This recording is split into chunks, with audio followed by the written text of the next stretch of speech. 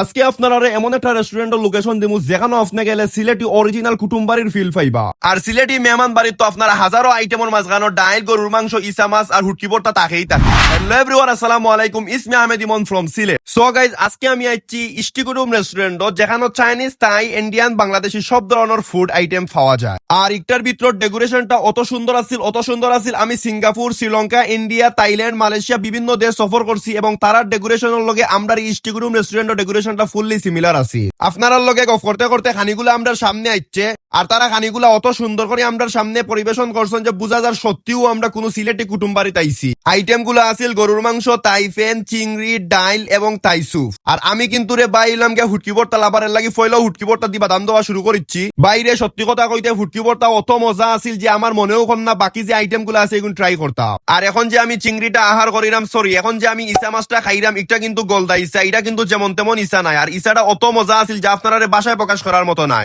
আর একটা জরুরি কথা, এই রেস্টুরেন্টটা কিন্তু 30 টাকা মানের, তারপরে ওইগুলো তো রিজনেবল প্রাইস আমি ভাবতামও পারছি না তার মেনু কার্ড দেখিয়া।